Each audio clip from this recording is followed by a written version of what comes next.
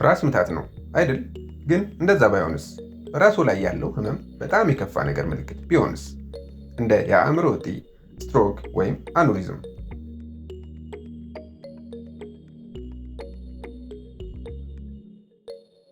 ዛሬ ፈጽሞ ችላ ማለት የሌለቦትን የራስ ምታት አይነቶችና ሐኪም ጋር መቼ መሄድ እንደሚያስፈልግ እንመለከታለን። ሰላም፣ ዶክተር ትንሳኤ ነኝ። እናም በዚህ ቻናል ላይ ህይወቶን ሊያድኑ የሚችሉ የጤና ምክሮችን እንሰጣለን። ዛሬ የምንነጋገረው ስለ ራስ ምታት ነው እና ጭንቀት ወይም የውሃ እጥረት እንዳልሆነ የሚጠቁሙ ምልክቶችን ነው። አንደኛ፣ የተለመደ ራስ ምታትና አደገኛ ራስ ምታት። አብዛኞቹ ራስ ምታቶች ምንም አይነት ጉዳት የላቸውም። በውጥረት፣ በአይን ድካም ወይም በውሃ እጥረት ምክንያት የሚከሰቱ ናቸው። ነገር ግን አንዳንድ ራስ ምታት ከአእምሮ የሚመጡ የማስጠንቀቂያ ምልክቶች ናቸው። ከሚከተሉት ምልክቶች አንዱ ካጋጠመው ትኩረት ይስጡ። ራስ ምታቱ በድንገት ከመጣና በሕይወቱ ውስጥ በጣም የከፋ ህመም እንደሆነ ከተሰማው ወዲያውኑ ወደ ሆስፒታል ሂዱ። ይህ የአእምሮ አኑሪዝም ሊሆን ይችላል። ይህም በአእምሮ ውስጥ የደም ቧንቧ መፍሰስ ጥቂት ደቂቃዎች እንኳ መጠበቅ ለሞት ሊዳርግ ይችላል።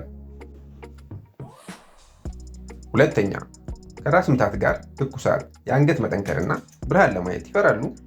ይህ የማጅራት ገትር ሊሆን ይችላል።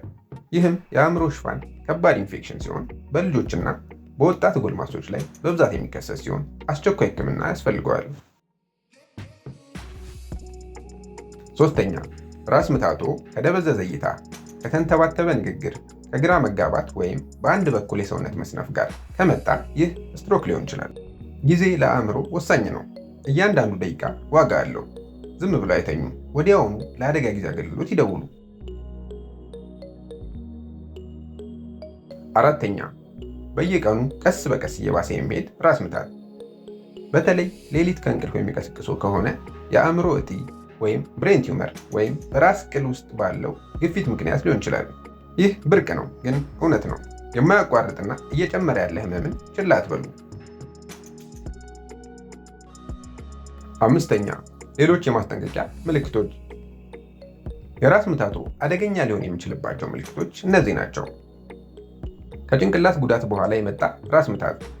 ራስ ምታት ከሰውነት ማንቀጥቀጥ ወይም ሲጀር ጋር ከተከሰተ። ከዚህ በፊት አጋጥሟቸው የማያውቁ ከ50 ዓመት በላይ በሆኑ ሰዎች ላይ የሚኖር ራስ ምታት እና ራስ ምታቱ ለመድኃኒት ምላሽ የማይሰጥ ከሆነ ምን ማድረግ አለብዎ? ሁሉም ራስ ምታቶች አደገኛ አይደሉም። ነገር ግን ጥርጣሬ ካለው ያረጋግጡ። ራስ ምታቱ ያልተለመደ፣ ከባድ ወይም ከሌሎች ምልክቶች ጋር የሚመጣ ከሆነ ሐኪም ያማክሩ። ቀደም ብሎ መመርመር ሕይወትን ያድናል። ይህ ቪዲዮ ከረዳዎት ላይክ ያድርጉ እና ለሚወዱት ሰው ያጋሩ። እንዲሁም ሰብስክራይብ ማድረግዎን አይርሱ። በየሳምንቱ እውነተኛና የሚታመን የጤና ይዘት በቀላል ቋንቋ ይዘን እንመጣለን። ጤናማ ይሁኑ፣ መረጃ ይኑሮት። ሰላም ለእናንተ ይሁን። ለተጨማሪ ሳምንታዊ የጤና ምክሮች ሰብስክራይብ ያድርጉ።